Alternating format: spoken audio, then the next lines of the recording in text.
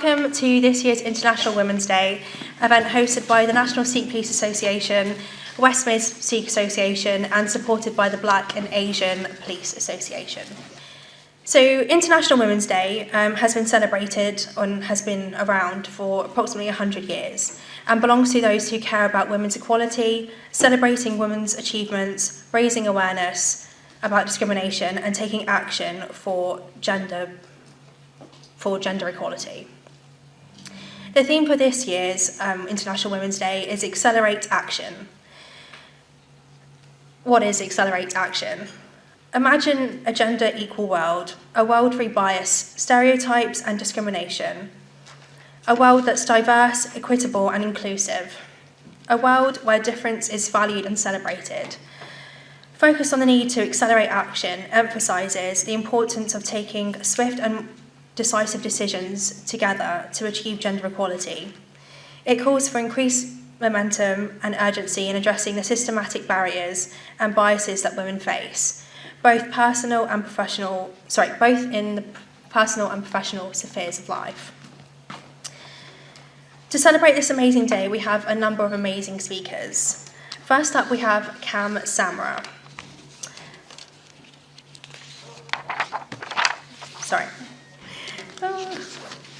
Okay, so Kamaldeep Singh Samra is one of the founding members and current president of the National Sikh Police Association. He has 20 years of policing experience with West Mids Police and has been an instrumental individual when co-founding the local WMP Sikh Association. A network introduced to unite, advise and support staff, whilst also being the bridge between the community and policing. Kamaldeep is also one of the leading volunteers with Sikh Recovery Network, where he works tirelessly to support Punjabi Sikhs fighting alcohol and drug addiction. Vaheguru Ji Ka Khalsa, Vaheguru Ji Ki Fateh. The Khalsa, the army of the pure, Sant Sipahi, belongs to Vaheguru, and the victory is always Vaheguru's. So I'd like to welcome everybody on this event today. And I'd like to say, there's Ash. Is Ash here? Yeah? Okay, so Ash actually called me a couple of days ago to say, have you got your speech ready? Which prompted me to think, have I? And I said, it's in my head. So it's still in my head, but I've got a couple of notes here as well. So first of all, welcome to this event. And thank you for travelling from as far as up north. Where's our northerners? Here we are. You came today, so thank you for that. So, International Women's Day. There's a lot of events taking place up and down the country, locally as well. So why are we doing it? And I was thinking about this. Do we need International Women's Day? Do we need to be recognising women alone? Is that where we're at? You know, it's 2025, and do we need these type of events? So I have a lot of conversations in my own head in the last couple of days. It's been taking place. So I thought, actually, is it about education? Is it about educating people about women's rights and the equality between women and men? And then I thought, actually, no, it can't be educational because we should know that by now, that women are equal. And then it was a case for, okay, then so is it to celebrate women? And I thought, yeah, maybe this event, these events are to celebrate achievements of women as well. And then yesterday, someone sent me a little message. It was a screenshot from an account, and I was quite amazed by the misogynist views in that account. And I thought, hold up, we still need to educate people around equal rights between women and men, because my understanding was actually we moved quite we're far ahead of ourselves, but it looks like we still need to be banging that drum because that theme is still apparent and it's still out there in the community as well. So, with the association, we started in 2013 with the West Midlands Police Sikh Association, and the first chair for that was Ikbin Dakor, who's a sergeant now, but she was our first chair. So the reason I say that is, from our point of view, from the association point of view, from the outset we haven't even thought about the equality factor. The fact is the women have been part of us in a very strong way from the outset. And even with the national association as well, we've got some very strong characters that actually keep us in line, if I'm honest with you. And I would say, if this event was given to me to lead on, I think we'd still be in the planning stages. But and Ashley's nodding her head because she knows that. So Ash was a big factor in pushing for this event. And for Sikhs as well, Sikhs, I don't want to, I believe there's a presentation on Sikh women as well, so I don't want to say too much around that. But carry on, do your presentation for you, yeah? Carry on. Okay, so it's Sikh, where do women fit in Sikhi? Right? And we talk about equality, about females and males, and is it there? So, examples will be given of strong Sikh women throughout the times, and, we could talk about the times of the gurus when Sikhi was first came about, and, the wives and the daughters that played a crucial role. If you look at history, there's, for example, Bibi Sadako, who was she was the mother-in-law of Maharaja Ranjit Singh, and she was a key factor in him becoming the Maharaja of Punjab.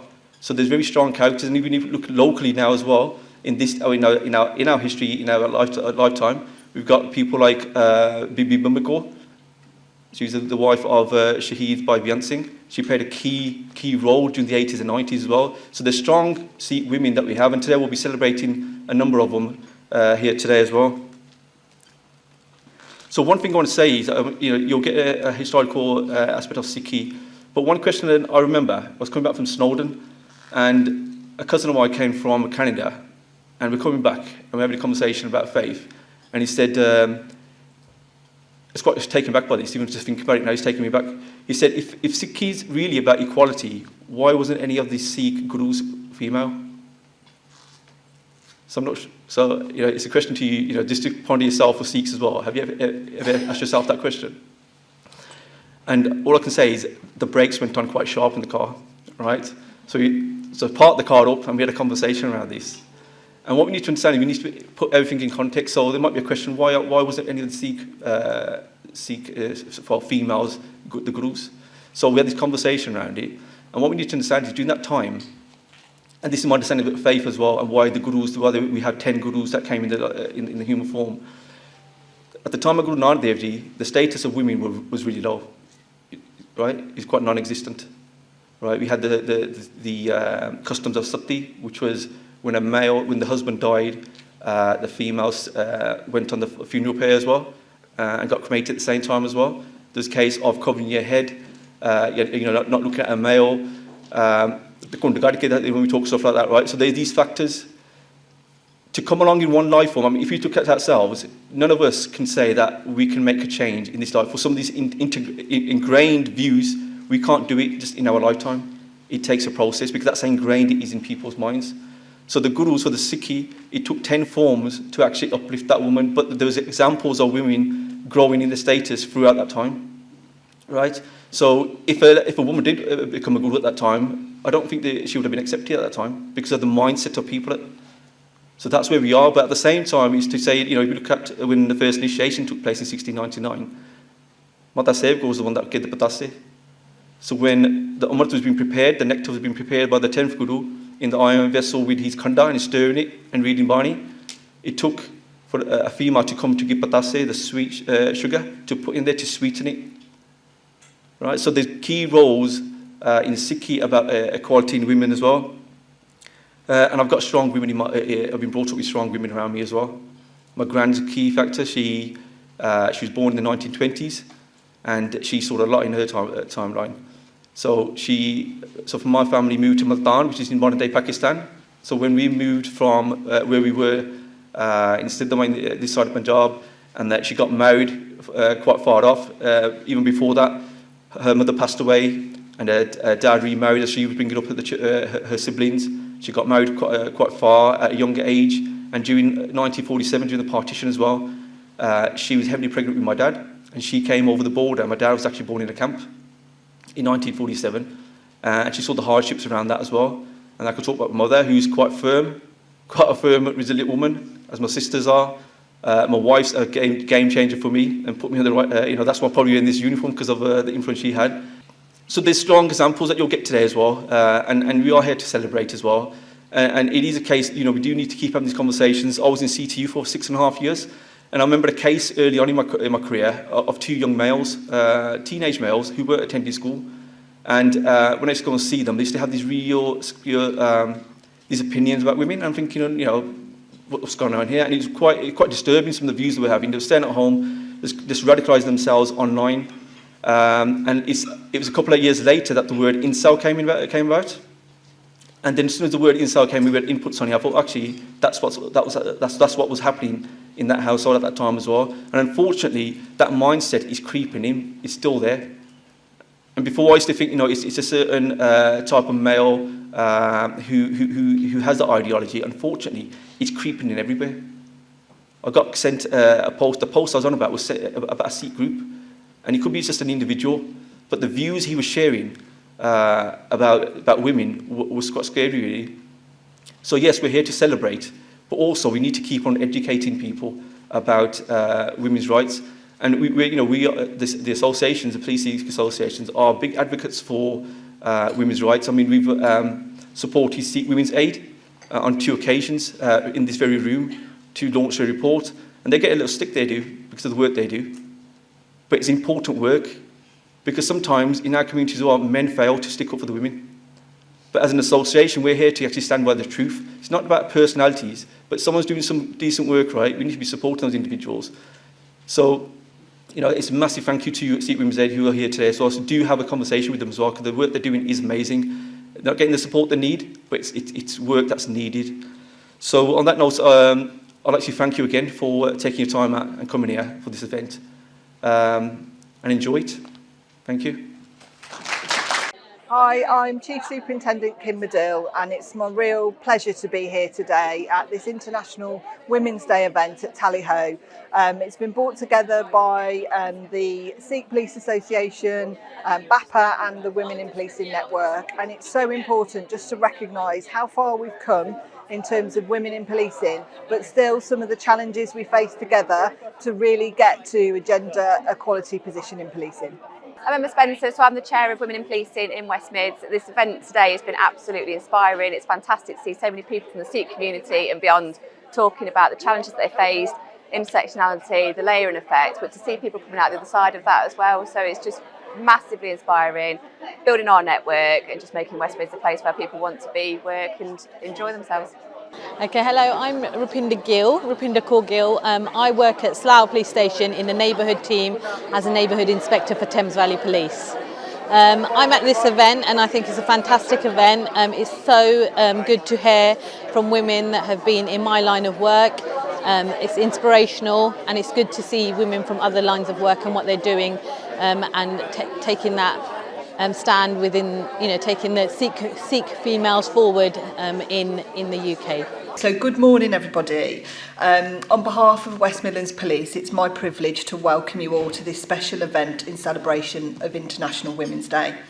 Today we come together to honour the incredible women around the world who continue to inspire, empower and lead with resilience, compassion and strength, and I include every single one of us in the room in that description. West Midlands Police, as am I, are personally committed to improving diversity and inclusion, and of course equality is one of our core values. And I will use today as a call to action for each of us personally, as well as how we support others on the journey towards gender equality.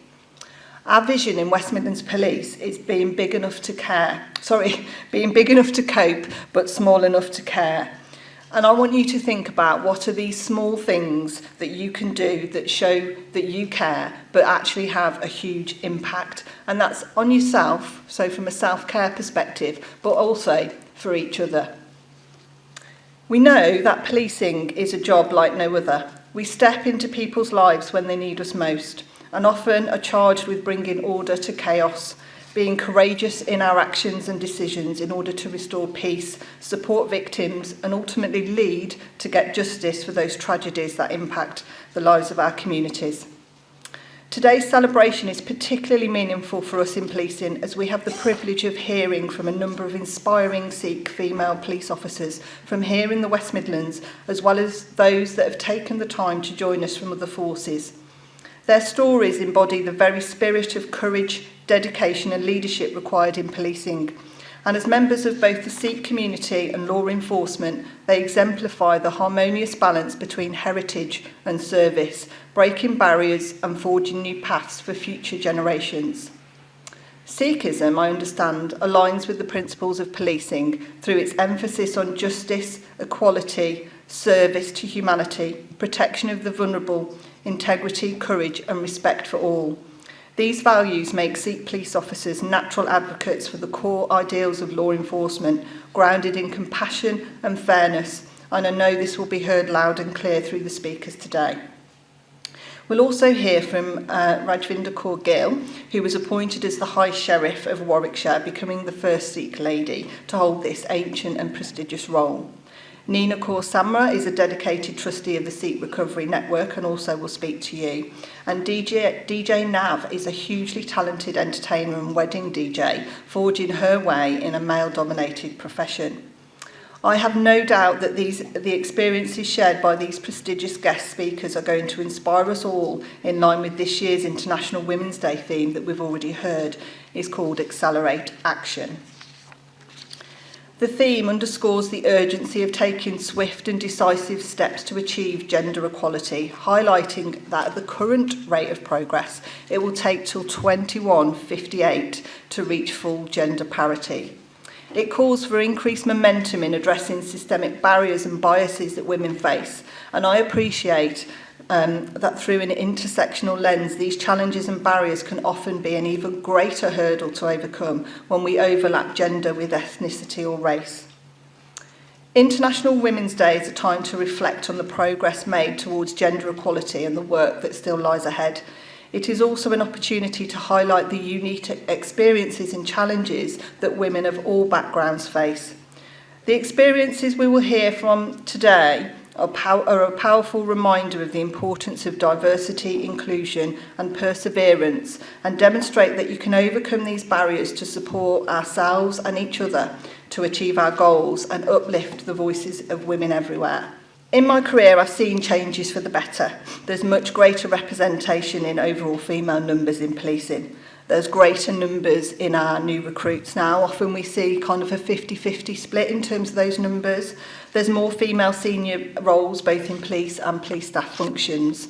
Specialisms are attracting more women, and there's a greater desire and acceptance to challenge culture and to get this right. So International Women's Day is an important global event that celebrates the social, economic, cultural and political achievements of women while raising awareness about the ongoing fight for gender equality. I hope today brings you a celebration of women's achievements and inspiration from our speakers, empowerment of you to push boundaries and strive for your dreams, giving you the courage to tackle any barriers in the way through a new or renewed self-belief.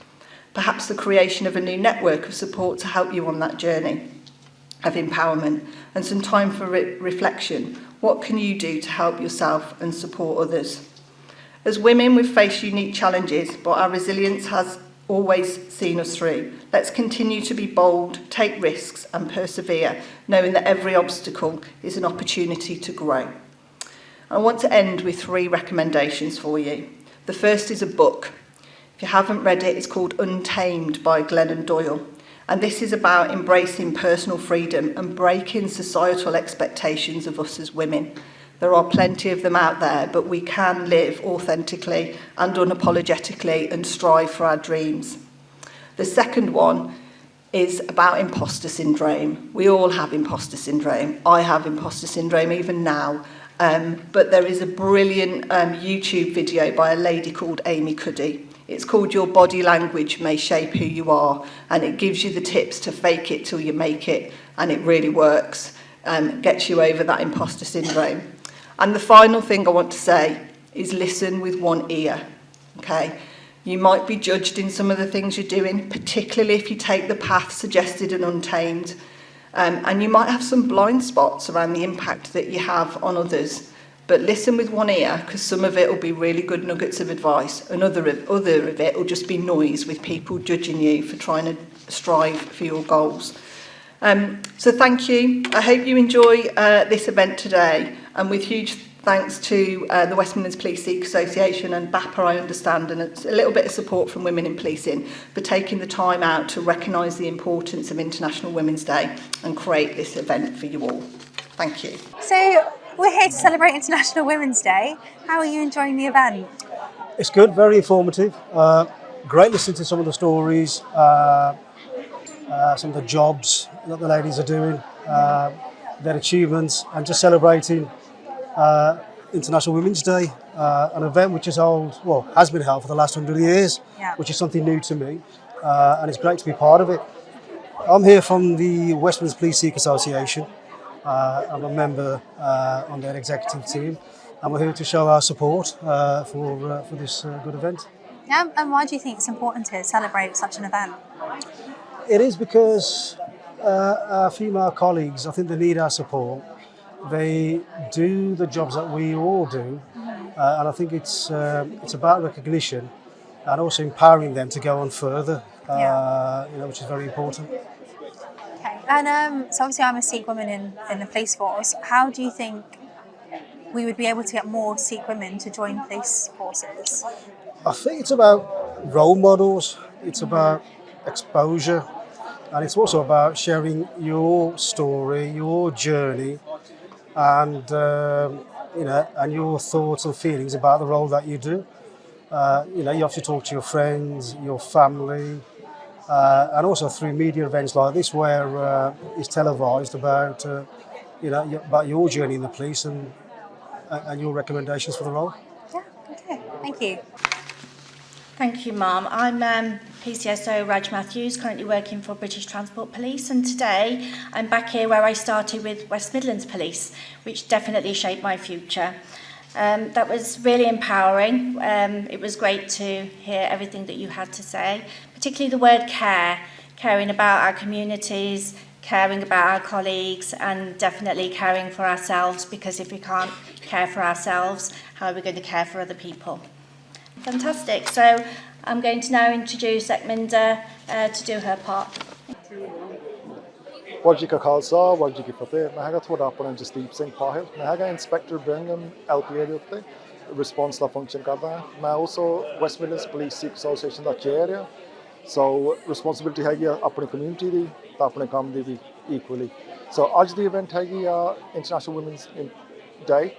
ਸੋ ਆਪਾਂ highlight ਕਰਨਾ ਚਾਹੁੰਦੇ ਸੀਗੇ ਕਿ ਕਿੰਨੀ importance ਆ ਆਪਣੀ woman female ਔਰਤਾਂ ਦੀ ਆਪਣੇ ਸੁਸਾਇਟੀ ਦੇ ਵਿੱਚ, ਸਿੱਖੀ ਦੇ ਵਿੱਚ ਕਿੰਨੀ ਮਹੱਤਵਪੂਰਨ ਆ ਉਹਨਾਂ ਦੀ ਕਹਾਣੀਆਂ। ਤਾਂ ਉਹ ਸਾਰੇ ਕੁਝ ਦੱਸਣਾ ਸੀ। ਤੇ ਨਾਲੇ ਜਿਹੜੀਆਂ ਸਾਡੇ ਨਾਲ ਹੈਗੀਆਂ ਆ ਫੀਮੇਲ ਪੁਲਿਸ ਅਫਸਰ ਜਾਂ ਉਹਦਾ ਸਟਾਫ ਅਫਸਰ ਜਾਂ ਉੱਦਾਂ ਹੀ ਜਿੱਦਾਂ ਸਾਡੇ ਸ਼eriff ਵੀ ਸੀਗੇ ਇੱਥੇ ਆਇਓ, ਜਿਹੜੇ ਵੀ ਵਧੀਆ ਵਧੀਆ ਕੰਮ ਕਰ ਰਹੇ ਆ ਉਹ ਆਪਣਾ ਹਾਈਲਾਈਟ ਕਰ ਸਕਣ ਤਾਂ ਕਿ ਦਿਖਾ ਸਕਣ ਸਾਰਿਆਂ ਨੂੰ ਕਿ ਕਿੰਨਾ ਵਧੀਆ ਕੰਮ ਤਾਂ ਕਿੰਨੇ ਅੱਗੇ ਆਪਾਂ ਵਧੀ ਜਾਂਦੇ ਆ। ਸੋ ਹੋਪਫੁਲੀ ਤੁਸੀਂ ਦੇਖ ਸਕਦੇ ਆ ਤਾਂ ਤੁਸੀਂ ਅਪਰੀਸ਼ੀਏਟ ਕਰ ਸਕਦੇ ਆ। ਤਾਂ ਆਪ ਵੀ ਇੱਕ ਅੱਧਾ ਕਦਮ ਅੱਗੇ ਵਧਾਓ ਤਾਂ ਸਾਡੇ ਨਾਲ ਜੁਆਇਨ ਕਰੋ ਤਾਂ ਆਪਾਂ ਸਿੱਖੀ ਦੀ ਤਾਂ ਆਪਣੇ ਕੌਮ ਨੂੰ ਸਮਾਂ ਸ਼ਾਈਨ ਕਰੀਏ। ਵਾਹਿਗੁਰੂ ਜੀ ਕਾ ਖਾਲਸਾ ਵਾਹਿਗੁਰੂ ਜੀ ਕੀ ਫਤਿਹ। Before I introduce Nina, I'd like to just read a little bit about her. So Nina Kaur Samra is a dedicated trustee of the Sikh Recovery Network, driven by her lived experience supporting a loved one through addiction. This personal journey inspired her to take action and support the Sikh community in addressing addiction and its impact. Recognising the often overlooked struggles of families, Nina authored the first Sikh Recovery Network survey called Impacts of Alcohol Consumption Amongst Sikhs. This was launched at the House of Commons in 2022. She also facilitated the first family workshop in Wolverhampton in November 2023.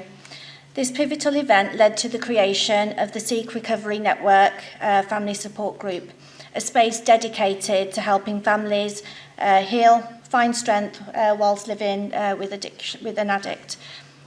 Nina's natural ability to listen deeply and empathise with those around her has been instrumental in her role as a trustee. Her warmth and understanding have contributed to the charity's growth and its ability to connect meaningfully with families and individuals in need. Nina's work is a testament to her commitment to empowering others, fostering healing and creating a supportive community for those affected by her addiction. So I now welcome Nina Kaur Samra. Thanks, guys. That was a long introduction and I didn't write that. So I just want to talk about, I guess, addiction really. We also say that addiction is a mental health illness. It's a disease. So it means you don't have the ability to cope with probably traumas and challenges like people who don't consume. So you've got to be given the tools to be able to cope with that. It causes massive impacts to your relationships, whether that be your spouse, your siblings, your parents, your children. You go on a journey and you do get over all this. The addict also is vulnerable to. I'd also say they're vulnerable to violence as well. So I have spoke to Sikh Women's Aid about this, to Sukhi about this as well. So as much as addicts can inflict domestic violence, they can also be victims of domestic violence. It's quite easy to raise your hand to an addict because they're so not with it. So actually they're quite vulnerable. And what you've got to remember is, if someone has cancer and they're ill, we call that a disease. We don't raise our hands to them. So in the same way, we do have to find it in us to show some love and compassion to the addict. We have to find that balance, even if we're in pain. Yes, they do demonstrate erratic behaviour because of the impaired judgment and because they're intoxicated. That happens with any intoxication. Sometimes we think that, oh, I'll have a drink, it'll make me feel more confident. Respectfully, it's falsified confidence, because you can either address some of the stuff we've talked about today, whether it be imposter syndrome or just owning it or whatever. That comes in a sober state, in a rational state. So if you're getting that from intoxication, it's probably a falsified emotion. The last one, if you drink too much, you'll die, period. Last week we had one of our young lads, about 42, 2 kids, passed away. There was a year ago, one of our lads died last year. There's only 550,000 Sikhs in the UK, guys. Right, so that's a tiny, tiny proportion of the population in this country. And of that, the proportion that drink and how many die due to alcohol is disproportionate. It's disproportionate. I don't have these numbers with me, but I'd love to compare that to something like cancer. Albeit, though, we're not honest about this illness and we don't want to talk about it because of the shame. So I also want to talk about, well, what are the impacts that alcohol will have on women. The slide before was just general impacts, but on women, what are the particular impacts? So we know about the physical and emotional abuse. There's the physical consequences for women is probably a little bit different compared to men, because obviously men probably are a little bit stronger and stuff. So we will probably drink less and be a lot more vulnerable.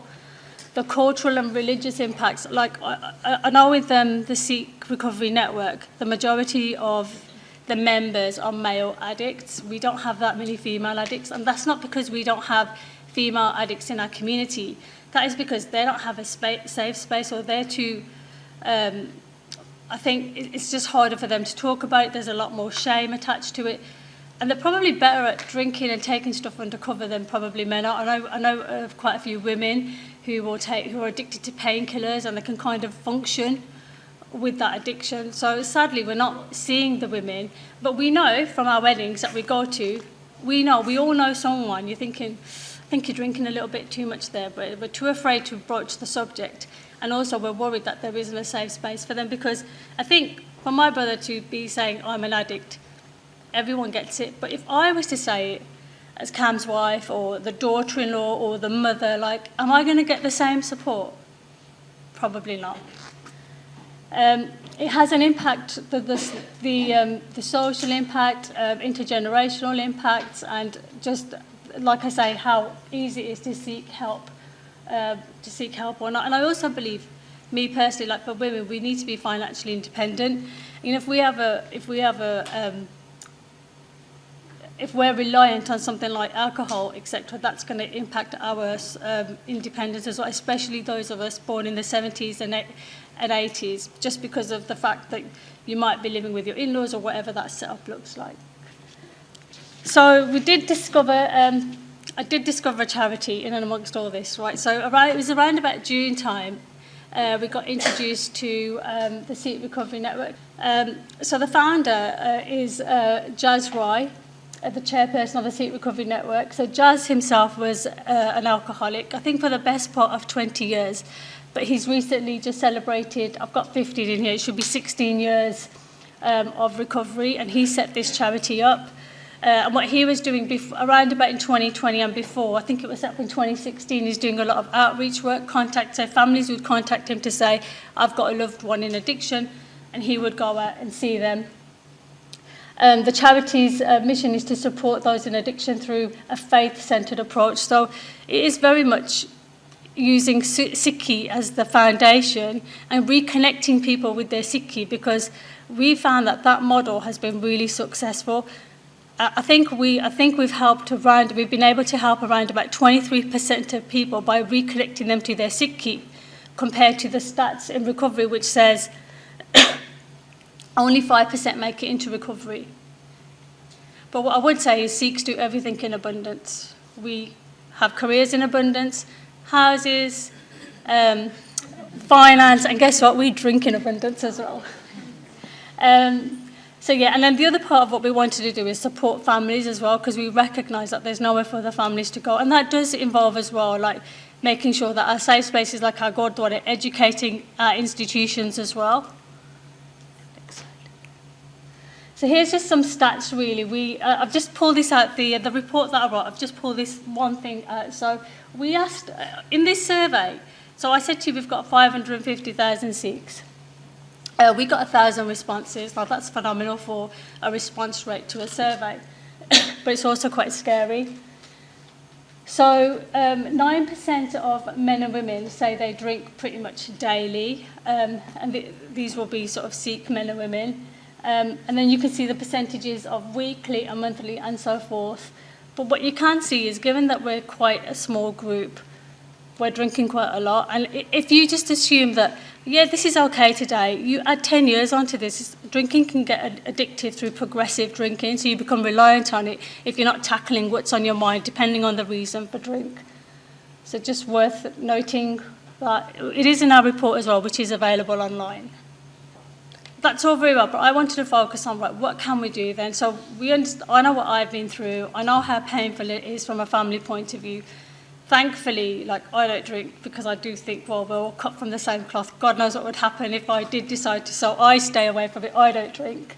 But what is my legacy? So I know some of this was talked about in the introduction. So when I met Jazz in 2020, the first question I asked him is, what data do we have? Because everything's based on data. How do we know how many people in our community are drinking? At that point then, we didn't know. And that's when we launched the questionnaire and we got the survey. And the survey was launched at the House of Commons in 2020, when all the trains were cancelled and it was freezing cold, and we did that mission. I became a trustee in 2022 for the charity. I also managed to gain some funding from National Lottery for the charity. I completed a diploma in counselling in 2023 to help families, and now I run a family support group called on Monday evenings to help any family member. And we do a lot of SIKH discussion around that. We're just making sure that if a family member wants to come on, there's somewhere for them to go. Have we mastered it? No. Is there loads to do? There's a phenomenal amount to do. But these calls have nearly been running for about a year now. So that's really, really good. Some of these achievements. I keep this quite separate to my work. So I'm a project manager by profession, and I work for actually a company called Life Cycle Oils. And I was speaking to them, going like, I want to go to this event and, I can have the time off. And they were like, tell us a bit about what you do. And actually, when I shared with them what I did, they were really proud of me. And like, that felt really, really good, because it's a predominantly white male-orientated senior leadership team, but the kind of love and support I got made me feel really good. My mentor is actually someone I speak to every Friday, and he's a white male, and he sees me for who I am, which is liberating. Sometimes we see ourselves different to how others see us. And I think having that revelation, having that time, and him recognising me for who I am and working with me has just been amazing. So it's just amazing to have that soul in my life. And then finally, I just wanted to say that I don't want you to take away from this that my legacy is the first bit I talked about. That's just my story. I love my parents. They did their best, migrants. The legacy is the work we're doing now. The legacy is just, helping, supporting people, getting as many of our children, our brothers, our dads into recovery, our sisters, giving support, providing a safe space. And more importantly, like working with each other, working with our partners. So we work quite closely with Sikh Women's Aid and stuff. So let's not reinvent the wheel. Let's work together. But yeah, and also let's just celebrate who we are. We are who we are. So thank you. Okay, so we're here today to celebrate International Women's Day. What do you think of the event so far? I think it's brilliant. It's amazing to be around such inspirational characters, inspirational women. I've really enjoyed all the talks. And also it's a safe space, and I think you can overcome things like the imposter syndrome, you feel empowered. So absolutely amazing, and a real privilege to be here today. And just tell us what your role and why you're here is. So I'm here representing the SIKH Recovery Network. I've talked a little bit about my story and how I got involved, but essentially we're here to work with victims of substance abuse and their families. So we want to help as many people as possible in the Sikh community who are suffering from addiction, help them reconnect to Sikhi, but also support their families as well, because the families are also ill with the addict. So we call it a family illness. So just to make sure that people understand there's help out there, and we're here to provide that help. And just because we're focusing on International Women's Day, what would be your message for women out there? I think if you're a female and you're suffering, you're suffering with some kind of addiction, or particularly intoxicated addiction, get in touch. We can put you on a program, we can help you, we can support you. I also understand it's really hard for women because of the shame attached to it, and just the fact that the services out there but they're not culturally sensitive, and I think it's just not accepted as a thing in our community, but we understand it is. So I'd say reach out, get help, and help us help others. Yeah. Thank you. Okay, thank you.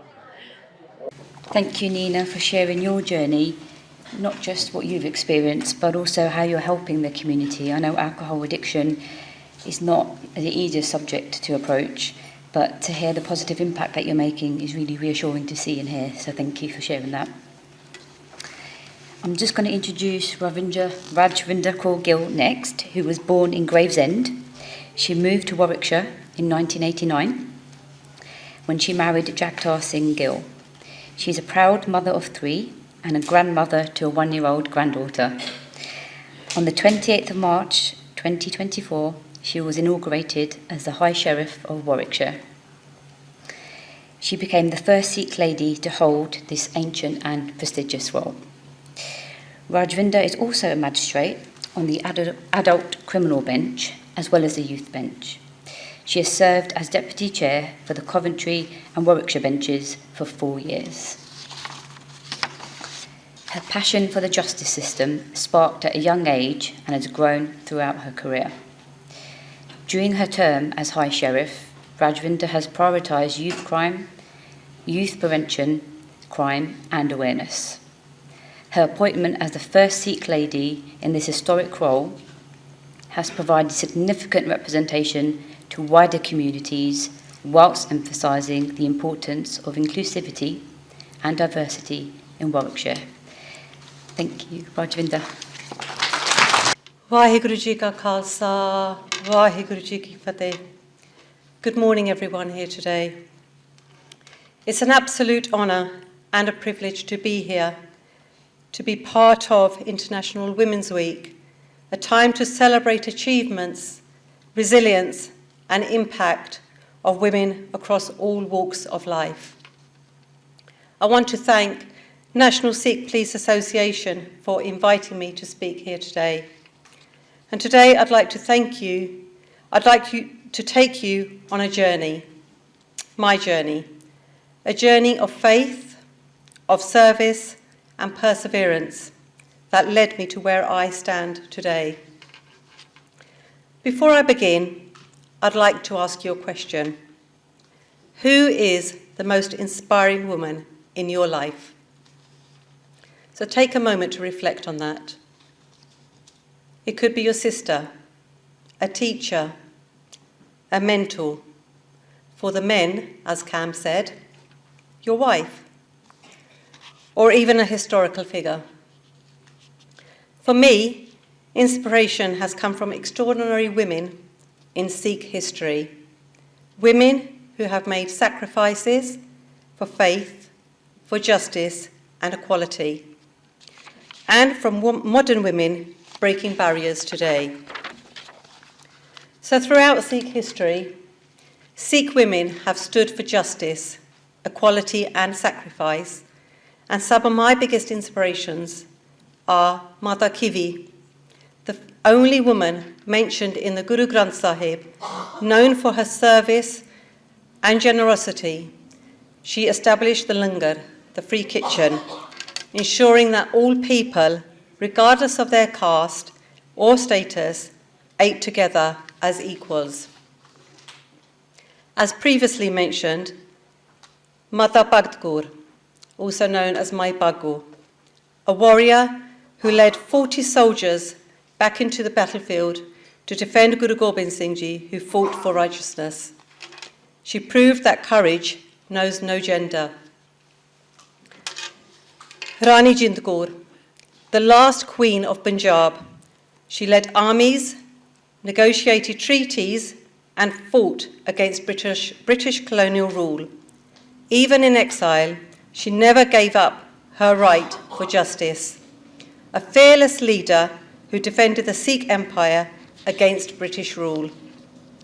These women faced challenges, yet their strength and their courage continue to inspire generations today. I was raised in a Sikh way of life, as both my parents were initiated Sikhs. From a young age, I have always been involved in seva, selfless service, whether that be in the Gurdwara or within the wider community. As a youngster, I was always fascinated by police work and the justice system, and law and order intrigued me, and I often expressed my desire to join the police force. After leaving full-time education, I began making inquiries about joining, only to be met with a small, quite literally, obstacle. I was too short to qualify. Instead, I pursued a role in administration at a school's multicultural education centre. And then a few years later, when I turned 19, I learned that the height restrictions had been lifted. Excited by this opportunity, I tried my luck again. However, I was faced with another challenge. As a Sikh, I wear the 5 gagar, which are important to my faith and my identity. Unfortunately, wearing the small garban, the ceremonial sword, and the gada, the steel bracelet, whilst on duty would have been required to be compromised, a compromise which I was not willing to make. So once again, my passion for policing had to be put on the back burner. Now, since those times, there has been gradual progress in Sikh and women representation in policing. In the early years, challenges relating to uniform requirements, cultural awareness led to underrepresentation and exclusion for women. However, over time, the significance of cultural sensitivity and diversity in law enforcement has been recognised. Sikh officers serve across the UK, and their contribution to our community in policing is invaluable. In 1989, I moved to Warwickshire when I married my husband, Jagtar Singh Gill, and together we have built a life of over 35 years, settling into the scenic county of Warwickshire in the heart of Royal Leamington Spa. I embraced my new home and continued my lifelong commitment to seva within the community. I began my career in administration for Warwickshire County Council, where I was part of a team who ran the youth training scheme. And after 10 years, I moved to Calagas, which had just opened in Leamington. And after 2 years, I took on a role for a department store to work as their HR manager.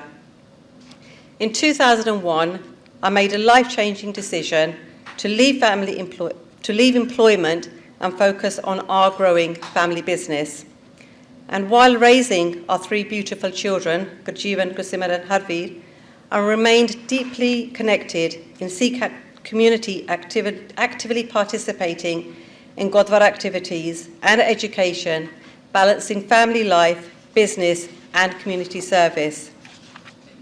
A quote that we've heard several times this morning by Guru Nanak, the founder of the Sikh religion and the first Guru, regarded men and women with equal rights in every aspect. He said, "From women, man is born.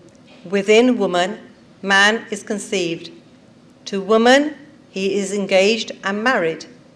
Woman becomes a friend. Through woman, the future generations come. To woman, he is bound. So why call her inferior? From her, kings are born. From woman, woman is born. Without woman, there would be no one at all.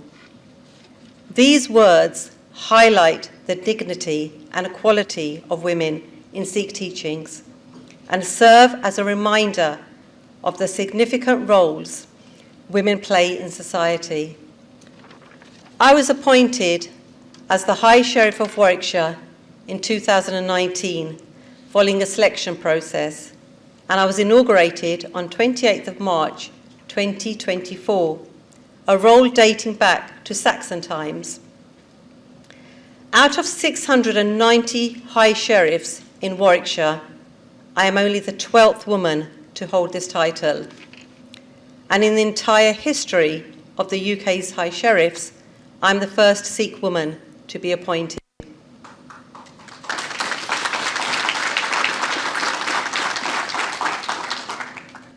My role as High Sheriff allows me to inspire others, to show that leadership, justice, can be served and fulfilled with integrity, faith, and purpose. As the High Sheriff of Warwickshire, I've had the privilege of being invited to events beyond my county by Sikhs and other faith organisations. I've been able to engage in diverse communities and advocate for inclusion and representation. I've attended significant events like the Sikh Games openings, CASA Aid events, and Women's Aid Seminar in Birmingham. These initiatives help foster greater community engagement and representation across various groups. As the High Sheriff, I'm committed to engaging with local and diverse communities, promoting inclusivity, understanding needs, and ensuring representation regardless of background or belief. So my final message to you is this: stand up for what you believe in and never let anyone tell you that you're not capable. Be the role model that you once needed. Each one of us has the power to shape the future, whether through leadership, community service, or simply by inspiring the next generation. Thank you for listening. A big shout out to the law students of Coventry University who helped me put together this fantastic PowerPoint presentation for me. They've made me look really good. And to everyone who has showed up here today to support International Women's Week, thank you for being here. And thank you to each and every one of you for supporting me in my role. It's inspiring to see so many people, including the men, supporting change. And remember, it's not just the women's work to champion equality. Thank you once again. Vaheguru Ji Ka Khalsa, Vaheguru Ji Ki Fateh. So obviously we're here to celebrate International Women's Day. How are you finding the event so far? The event has been very, very inspiring. It's been fantastic listening to some of the speakers here and the challenges they faced, coming from some of them from my generation, even younger ones than me. But it's a fantastic event because we need to inspire each other and hear the women of today. Yeah. So it's been an event for 100 years. Why do you think it's important to celebrate International Women's Day? I think women have had to face a lot more challenges than what men have in, not just in policing, but in any profession. Yeah. If you just look at my role in itself, it's only, I'm only the 12th woman out of 690 in Warwickshire, and across the whole of UK for a role that's been going back to Saxon times, over 1,000 years. I'm the first Sikh woman to have ever been appointed. So I think women have, because they were always undermined for their input or their beliefs or their judgments, they were always judged as being inferior. Yeah. But I think a very important message is from Guru Nanak about from woman, king is born. So we shouldn't be inferior to the women of today. Yeah. And just tell everyone what your role is.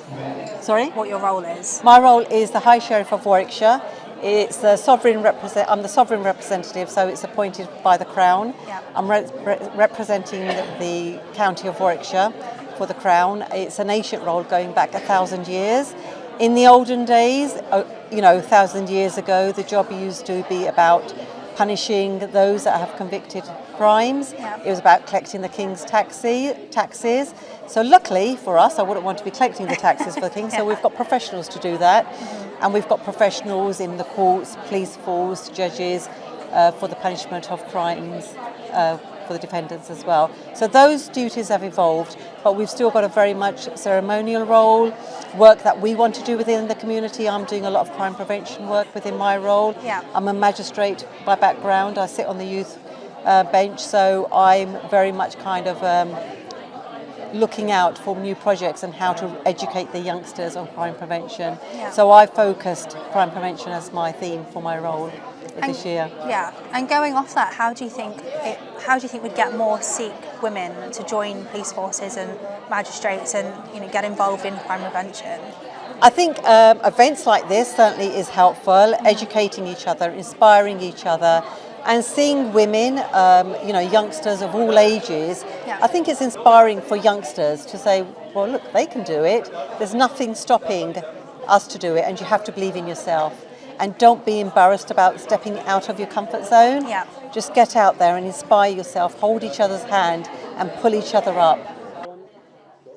ਸਤਿ ਸ਼੍ਰੀ ਅਕਾਲ ਜੀ, ਮੈਂ ਹਾਂ DJ Nav Entertainments ਤੇ ਅੱਜ ਅਸੀਂ ਇੱਥੇ ਇਕੱਠੇ ਹੋਏ ਹਾਂ ਇਨ ਬਰਮਿੰਗਮ ਇੰਟਰਨੈਸ਼ਨਲ ਵੂਮਨਸ ਡੇ ਦੀ ਸੈਲੀਬ੍ਰੇਸ਼ਨ ਦੇ ਵਿੱਚ ਮਹਿਲਾਵਾਂ ਤੇ ਔਰਤਾਂ ਦੀ ਇੱਕ ਐਸਾ ਇਹ ਦਿਨ ਆ, ਤਿਉਹਾਰ ਆ ਕਿ ਸਾਲ ਦੇ ਵਿੱਚ ਇੱਕ ਦਫਾ ਸਾਰੀ ਦੁਨੀਆ ਖੜ ਕੇ ਤੇ ਖੜੀ ਹੋ ਕੇ ਬਸ ਇਹ ਯਾਦ ਕਰਦੀ ਕਿ ਔਰਤਾਂ ਨੇ ਤੇ ਮਹਿਲਾਵਾਂ ਨੇ ਕਿੰਨਾ ਯੋਗਦਾਨ, ਕਿੰਨਾ ਆਪਣਾ ਹਿੱਸਾ ਪਾਇਆ ਦੁਨੀਆ ਦੇ ਵਿੱਚ ਤੇ ਉਹਨਾਂ ਦੀ ਦਿਨ ਪਰ ਦਿਨ ਦੀ ਕਿੰਨੀ ਉਹਨਾਂ ਦੀ ਜ਼ਿੰਦਗੀਆਂ ਦੇ ਵਿੱਚ ਕਿੰਨੇ ਮੁਸ਼ਕਲ ਹਾਲਾਤ ਹੁੰਦੇ ਆ ਜਿਹੜੇ ਕਿ ਉਹਨਾਂ ਨੂੰ ਅਸੀਂ ਯਾਦ ਕਰਦੇ ਤੇ ਇਹ ਹਮੇਸ਼ਾ ਇਹ ਅਰਦਾਸ ਇੱਕ ਕਿਸਮ ਦੀ ਅਸੀਂ ਕਰਦੇ ਹਾਂ ਕਿ ਗਾਹਾਂ ਦੀ ਪੀੜ੍ਹੀ ਜਾਂ ਗਾਹਾਂ ਦੇ ਸਾਲਾਂ ਦੇ ਵਿੱਚ ਇਹਨਾਂ ਦੀ ਜਿਹੜੀਆਂ ਔਰਤਾਂ ਦੇ ਮੁਸ਼ਕਿਲ ਵਾਲੇ ਦਿਨ ਜਾਂ ਉਹਨਾਂ ਦੇ ਸਾਹਮਣੇ ਜਿਹੜੇ ਐਸੇ ਮਾੜੇ ਦਿਨ ਜਾਂ ਕੋਈ ਐਸੇ ਜ਼ਿੰਦਗੀ ਦੇ ਵਿੱਚ ਜਿਹੜੀਆਂ ਸਟਰਗਲਸ ਆ ਉਹਨਾਂ ਨੂੰ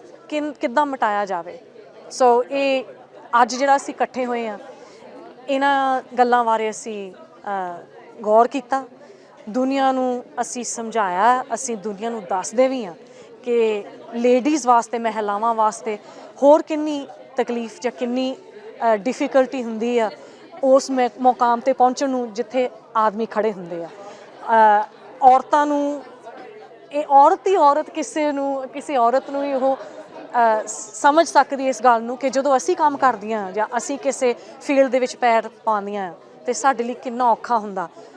ਕਈ ਔਰਤਾਂ ਕਹਿੰਦੀਆਂ ਕਿ ਆਦਮੀਆਂ ਲਈ ਤਾਂ ਕਈ ਜਿਹੜੇ ਕੰਮ ਹੈ ਉਹ ਤਾਂ ਸੌਖੇ ਉਹਨਾਂ ਦੇ ਲਈ, ਉਹਨਾਂ ਨੂੰ ਤਰੱਕੀ ਮਿਲਦੀ ਹੈ, ਉਹਨਾਂ ਨੂੰ ਪ੍ਰਮੋਸ਼ਨ ਮਿਲ ਜਾਂਦਾ, ਉਹਨਾਂ ਦੀਆਂ ਵੇਜਿਸ ਵੀ ਵੱਧਦੀਆਂ, ਲੇਕਿਨ ਲੇਡੀਜ਼ ਵਾਸਤੇ ਨਹੀਂ ਹਮੇਸ਼ਾ ਇਹ ਉਹਨਾਂ ਦਾ ਰਸਤਾ ਹਮੇਸ਼ਾ ਇੰਨਾ ਸਾਫ਼ ਨਹੀਂ ਹੁੰਦਾ, ਇੰਨਾ ਸੌਖਾ ਨਹੀਂ ਹੁੰਦਾ। ਸੋ ਧੰਨਵਾਦ ਅਸੀਂ ਵੈਸਟ ਮਿਡਲੈਂਡਸ ਪੁਲਿਸ ਸਿੱਖ ਐਸੋਸੀਏਸ਼ਨ ਦਾ ਜਿਨ੍ਹਾਂ ਨੇ ਸਾਨੂੰ ਇਹ ਮੌਕਾ ਦਿੱਤਾ ਅੱਜ ਇਕੱਠੇ ਹੋਣ ਦਾ ਤੇ ਅਸੀਂ ਹਮੇਸ਼ਾ ਇਹੀ ਬੇਨਤੀ ਕਰਦੇ ਕਿ ਪਲੀਜ਼ ਆਪਣੇ ਘਰਾਂ ਦੇ ਵਿੱਚ ਆਪਣੀਆਂ ਬੇਟੀਆਂ ਨੂੰ, ਆਪਣੀਆਂ ਬੱਚੀਆਂ ਨੂੰ ਹਮੇਸ਼ਾ ਤੁਸੀਂ ਹੌਸਲਾ ਦੇਵੋ, ਹਮੇਸ਼ਾ ਉਹਨੂੰ ਇਹੀ ਸਿੱਖਿਆ ਦੇਵੋ ਕਿ ਜੋ ਉਹ ਕੁਛ ਕਰਨਾ ਚਾਹੁੰਦੀਆਂ, ਜੋ ਕੁਛ ਹਾਸਲ ਕਰਨਾ ਚਾਹੁੰਦੀਆਂ ਉਹ ਹਾਸਲ ਕਰ ਸਕਦੀਆਂ ਆ। ਤੁਸੀਂ ਉਹਨਾਂ ਨੂੰ ਇਨਕਰੇਜਮੈਂਟ ਦੇਵੋ, ਉਹਨਾਂ ਨੂੰ ਹੌਸਲਾ ਦੇਵੋ। ਪੜ੍ਹਾਈ ਲਿਖਾਈ ਦੇ ਵਿੱਚ ਵੀ ਜਾਂ ਜੋ ਵੀ ਫੀਲਡ ਦੇ ਵਿੱਚ ਉਹ ਪੈਰ ਪਾਉਣਾ ਚਾਹੁੰਦੀਆਂ, ਪਲੀਜ਼ ਉਹਨਾਂ ਨੂੰ ਕਦੀ ਇੱਦਾਂ ਨਾ ਕਹੋ ਕਿ ਇਹ ਨਹੀਂ ਤੁਸੀਂ ਕਰ ਸਕਦੀਆਂ ਜਾਂ ਇਹ ਕੰਮ ਤੁਹਾਡੇ ਲਈ ਨਹੀਂ ਆ, ਇਹ ਤਾਂ ਜੈਂਟਸ ਦਾ ਕੰਮ ਆ। ਜੋ ਕੁਛ ਕਰਨਾ ਚਾਹੁੰਦੀਆਂ ਦਿਲੋਂ ਕਰਨ, ਪੂਰੀ ਉਮੀਦ ਦੇ ਨਾਲ ਕਰਨ ਤੇ ਤੁਸੀਂ ਵੀ ਉਹਨਾਂ ਨੂੰ ਪਲੀਜ਼ ਹੌਸਲਾ ਦੇਵੋ ਤਾਂ ਕਿ ਗਾਹਾਂ ਵਾਸਤੇ ਵੀ ਸਾਡੀ ਬੱਚੀਆਂ ਲਈ ਕੋਈ ਰੁਕਾਵਟ ਨਾ ਆਵੇ ਜਾਂ ਕੋਈ ਡਿਫਿਕਲਟੀ ਨਾ ਆਵੇ ਉਹਨਾਂ ਦੀ ਜ਼ਿੰਦਗੀ ਦੇ ਵਿੱਚ। ਧੰਨਵਾਦ ਤੁਹਾਡਾ ਜੀ, ਬਹੁਤ ਬਹੁਤ thank you. Okay, so next we have Detective Chief Superintendent Sarabjit Kaur. I'm just going to tell you a bit about her before she comes up and gives her speech. Okay, so Detective Chief Superintendent Sarabjit Kaur MBE has had an impressive 20-year career with Merseyside Police, becoming the force's first female Sikh officer. Her journey began in Liverpool city centre, where she faced daily challenges and developed a keen interest in investigations. Sargent has gained extensive experience across a variation of policing areas, including Force Intelligence Bureau, so FIB, the Academy, local policing, special branch, child protection, major crime unit, and the firearms investigations team. She is a major crime and K&P PIP3 senior investigating officer, so an SIO. As Sargent progressed in her career, she aimed for promotion, leading to one of her favourite roles as Chief Constable Staff Officer. Her true passion lies in protecting the most vulnerable members of the community, and her dedication to policing was recognised with an MBE in 2017. Currently, Sargent heads the Professional Standards Department, a role she finds highly rewarding and a privilege, as it involves maintaining the highest standards accepted in policing. So please welcome Detective Chief Superintendent Sargent Kaur. So thank you firstly for the invitation to come and speak to yourselves for International Women's Day. For those that were expecting a big Scouse accent, you probably have now. The detectives in the room will have guessed it's a Yorkshire accent. Born and bred in Yorkshire in the 70s, but married my husband 32 years ago and moved to Merseyside. Yorkshire, my inspiration, I suppose, my grandma, a mum of 6 children, 5 of them boys, 1 girl, and her determination. In her later years, she lost her eyesight, so she was blind, but the fear, determination. I remember when she was in her 80s, she wanted to carry a microwave on her head from town until my dad got hold of her and said, don't. She was just fierce. My mum, who's the total opposite. She's the kindest, most lovable woman, as we would expect our mums to be like, and she is truly the love of my life. She's known as the Pakore Ali auntie, so if anybody wants to put some orders in for pakore, she's still in Huddersfield making pakores for everybody. So, why policing? Policing for me, I grew up, and I'm looking at the age range, and you may remember, may not remember the bill. There was an Asian officer in there, and I was like, whoa, that looks interesting. But I also watched Crime Watch, and there was something in me that thought, I want to get to the bottom of things. I had the same challenges, I think, as Narinda did. As some of you can see, I'm only little, so I didn't fit the 5'2" rule. So I had to keep that ambition within my head. I won't repeat what everybody else said, but what's really interesting is that you go through your journey thinking you're the only one going through something. So when we talk about traditional, strict Sikh families, I was brought up in a strict Sikh family. So I had to, it wasn't as easy as just applying. I had to go back to night classes to go and get my GCSEs again in English and Maths, learn how to use a computer, because in my day, 10 of us all sat around a Commodore 64, for those that remember. And I think at that point, I was probably doing, I think Bobby was talking about being a perfectionist and trying to do more than I needed. I went away and did my first aid. I went away and learnt sign language. I did a whole host of things to make me the best candidate for that job. Luckily for me, I applied to Merseyside. What didn't know at the time that I was the first female to join in 2004, so 21 years on. So, as you can see from that slide, that's just my journey of how I moved around the organisation. So what I would say firstly is, for those that don't work Merseyside, it's probably one of the best, and I'm biased, forces in the country. And I'll go on to explain why, because they do a lot around mentorship, leadership, coaching, allyship, and they're the things you don't know that you need, but they're there, and people will look after you.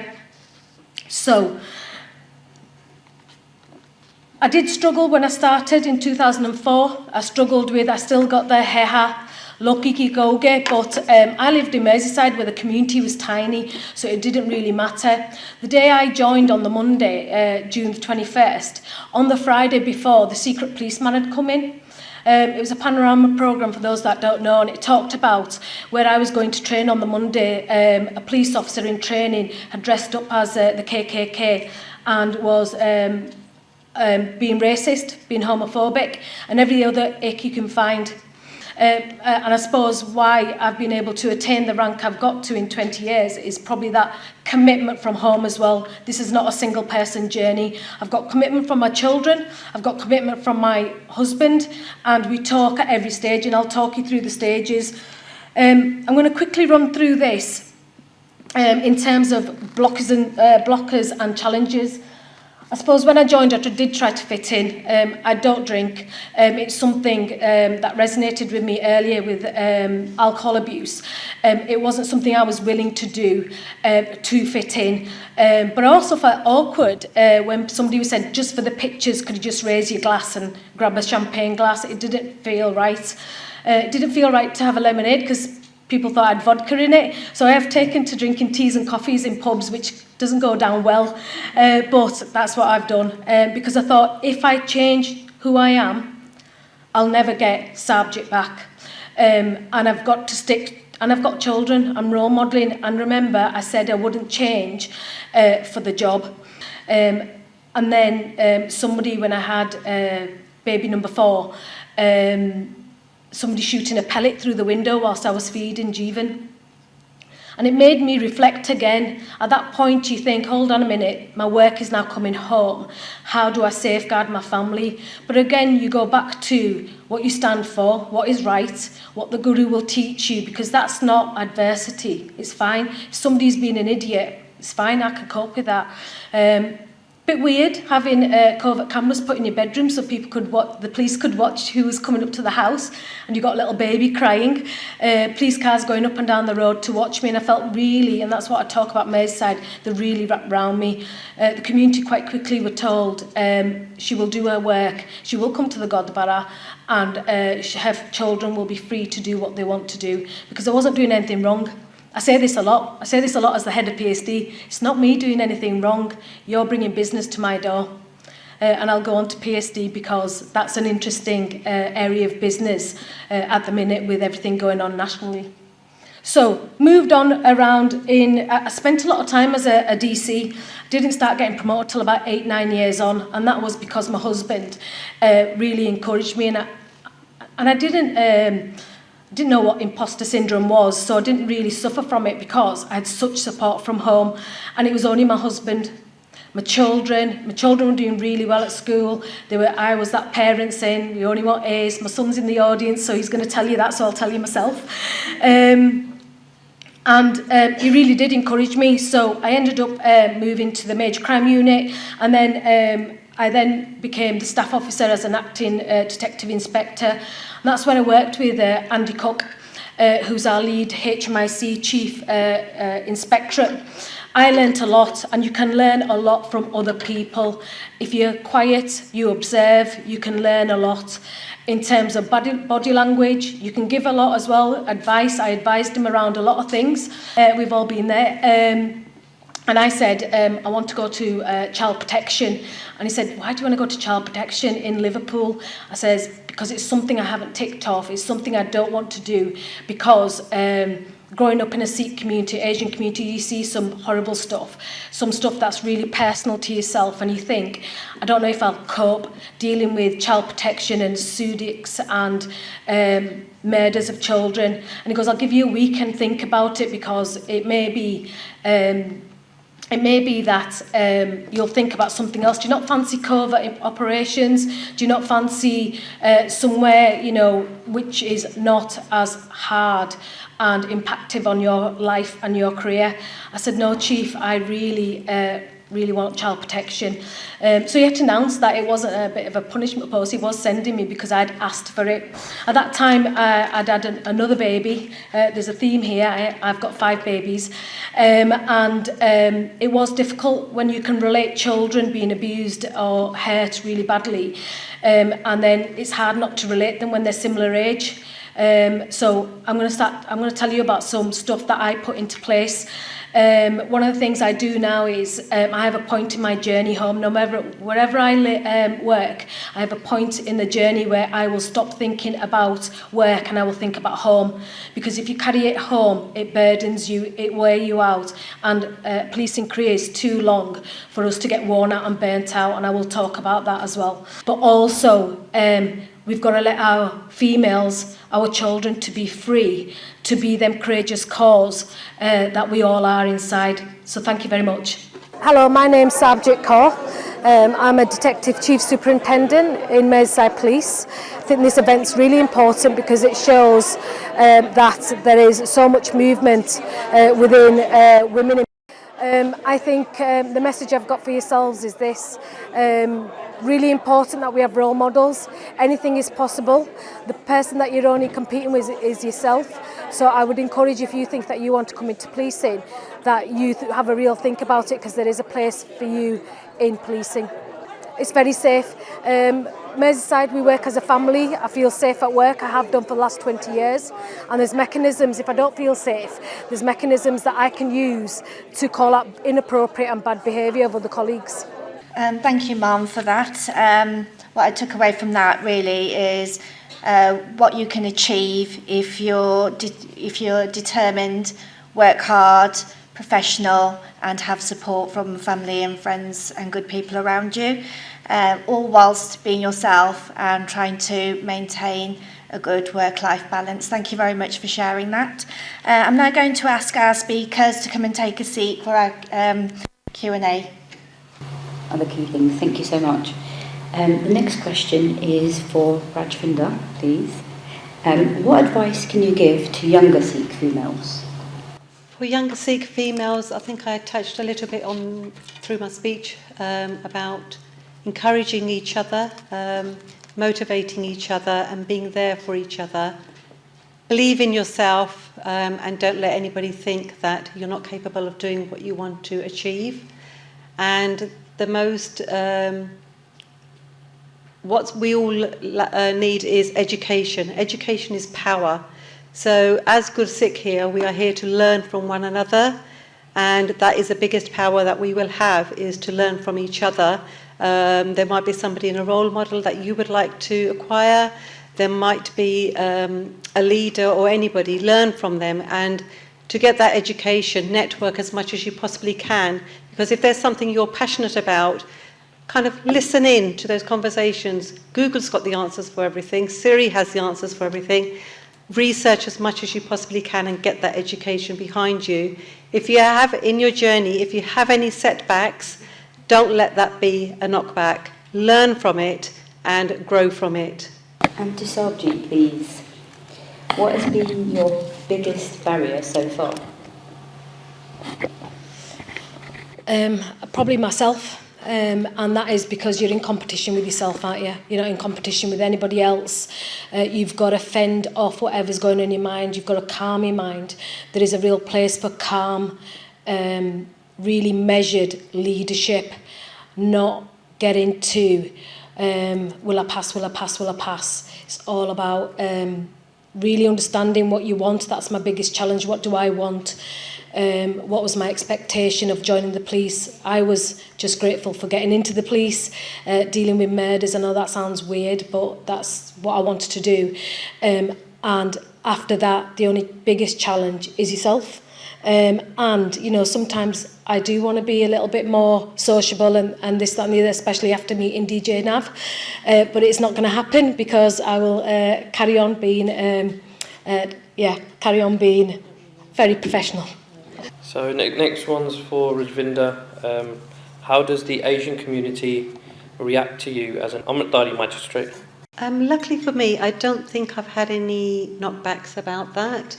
I think the Sikh community see it as a very proud position to have, and it's something I enjoy. I think there's a little bit of lack of understanding what a magistrate's judge does in a court, and I just merely explain that magistrates deal with 95% of the cases that come into any court, but the Sikh community has been very warming to it, and they do accept it, and it would be good if we could get more awareness about magistrates within our Sikh community, so that we, at the moment, we do have a little bit of an underrepresentation of Sikh women especially, and it would be really good to get some more education about that so that we could take on more magistrates.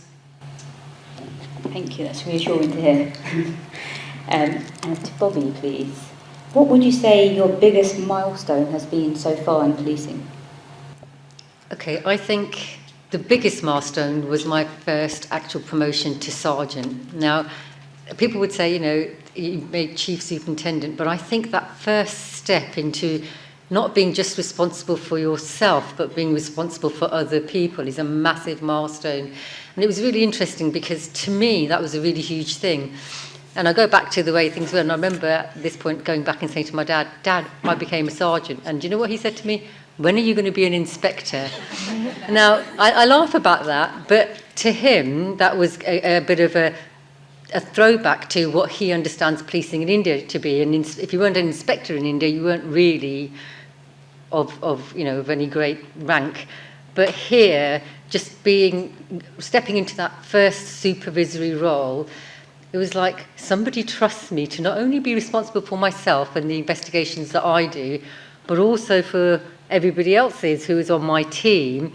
And that sense of responsibility that you feel then, because it's not just about their cases, not just about the victims that they're dealing with, but about them as people. And it's not about being a sergeant, it's about being responsible for other people's welfare and helping them with their work. That's a massive step. Every step after that, I think, they're all big steps, but for me, that was the biggest step and the biggest milestone, because it proved to me that actually I can do this. I can be responsible for more than just myself. So, yeah, I think the day I became a sergeant was the one that I found the most rewarding. But that first step of being a sergeant as well is quite challenging, because you come into work and you think, I've got 20 people here who I'm responsible for now. Gosh, yesterday I was only responsible for myself when I come to work. So that's actually quite a change.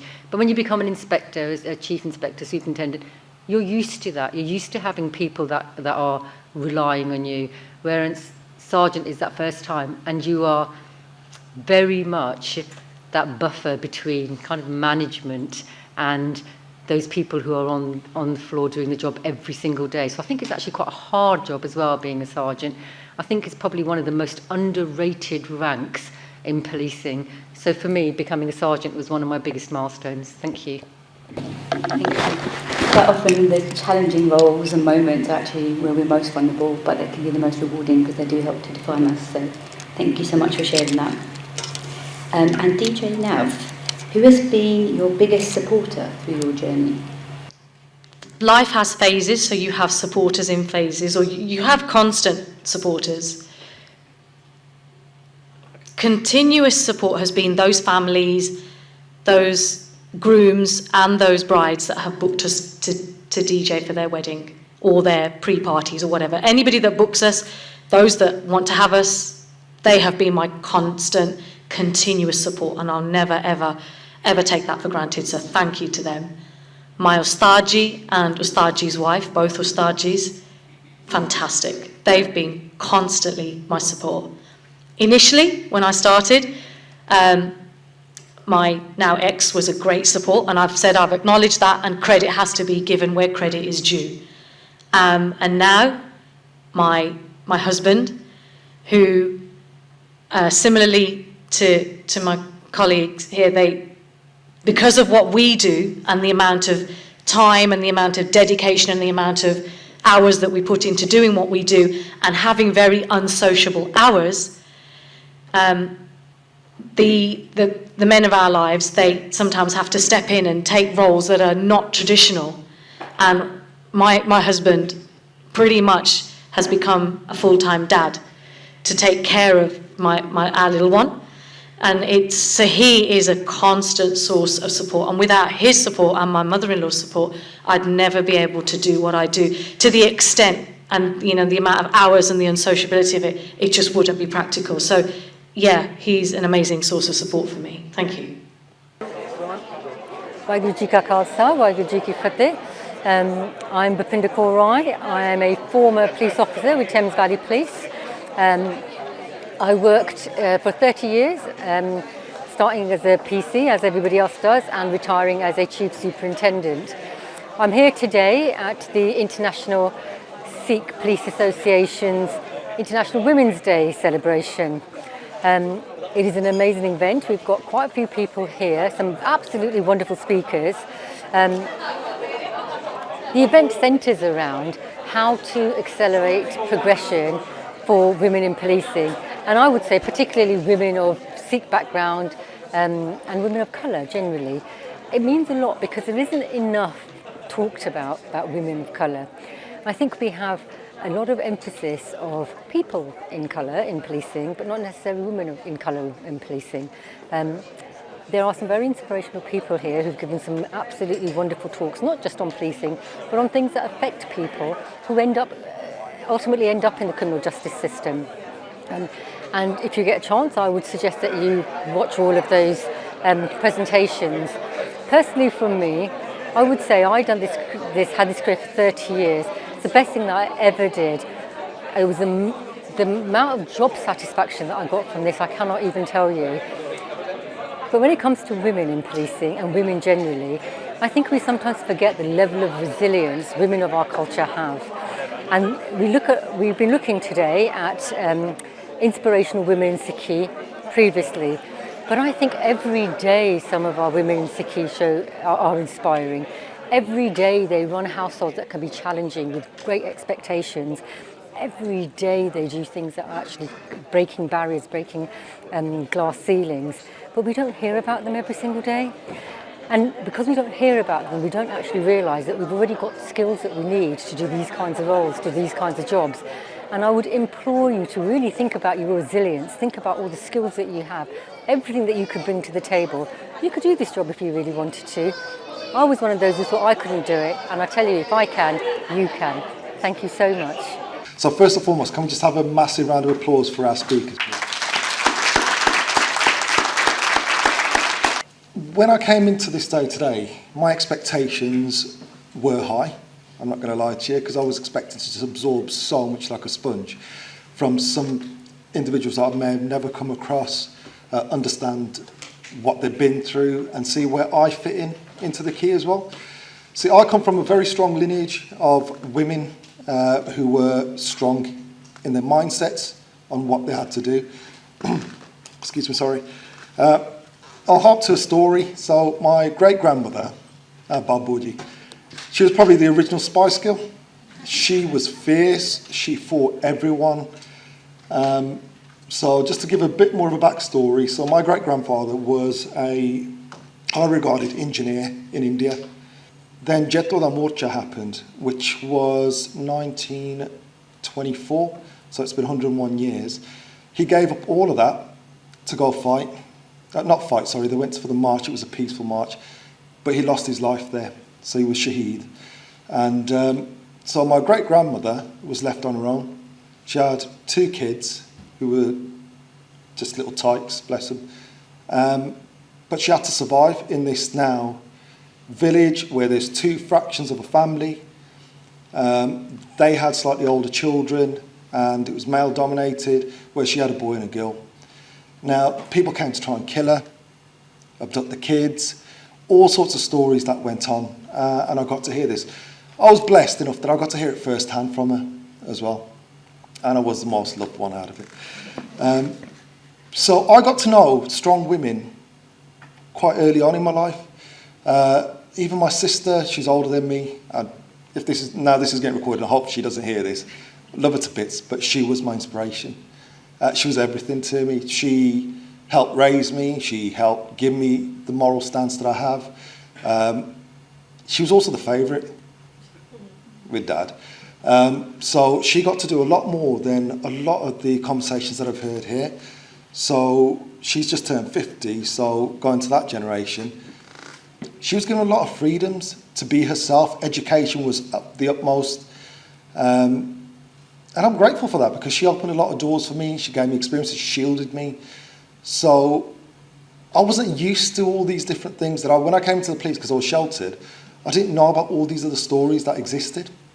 So thank you so much for sharing them. And coming in, I realised how much more work there is to do. And like I said, now as well, like 2025, we shouldn't be having these conversations. It shouldn't be just a day. Every day is that day. And yeah, unfortunately, we are still having these conversations, but I hope that my child and obviously the next generations that are coming through will slowly can dial that back out, and so we can have that equality. And I think Cam put it the best. We do want absolute equality, but not some of our traits. Some of the traits that we've got, leave them out of the picture. But we absolutely want that equality, the good stuff, and yeah, the powerful stuff that you guys are doing. So thank you. But I want to thank our team as well for putting all of this together today. And yeah, West Midlands Sikh Association team, they came through and they pulled it together with the national team who came together and pulled it together. It's quite difficult for them to manage it because they're all in different parts of of England as well. Thank you for also being part of our journey as well. Without you, we wouldn't have got much funding either. So thank you as well. And it's important to not just have conversation just amongst ourselves, it's to open it up as well so other people can understand our stories and where we've been, where we're coming from, so that we can normalise it and just expand our networks. And networks is a key thing that you guys said. We need to be big and we need to have those conversations. So from my behalf, from West Midlands Police Sikh Association side as well, thank you so much for being part of today, and thank you so much for your inputs as well. Some thank yous that I'd like to get in there first, really. BAPA, Women in Policing, thank you for your presence and your support throughout this as well. SIKH Channel for actually recording this, and I think it'll be quite valuable for the community, the wider community, to see, especially our sisters, how far they've come in the UK as well. Sometimes I think they get neglected because policing has a stigma to it, but I think it's quite inspiring. I think when it goes out live, hopefully there's other sisters that are watching, or if we can actually, if some can start after they get married, the journey's never over. It's only over until you say it's over. So thank you to the SIKH Channel. Can I just ask every single woman in this room to please stand up? Now what I want is, I want every single man in this room to clap, because every one of you, we appreciate you all.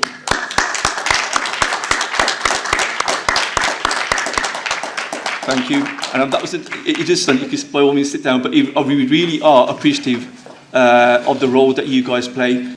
So all I can ask is, before I quickly finalise the day, is at the end of this conversation, if I can ask for every single Sikh police female officer or staff to stand there, because we can take a picture, because I think that picture that goes out to the community to show that actually, you know what, we're present.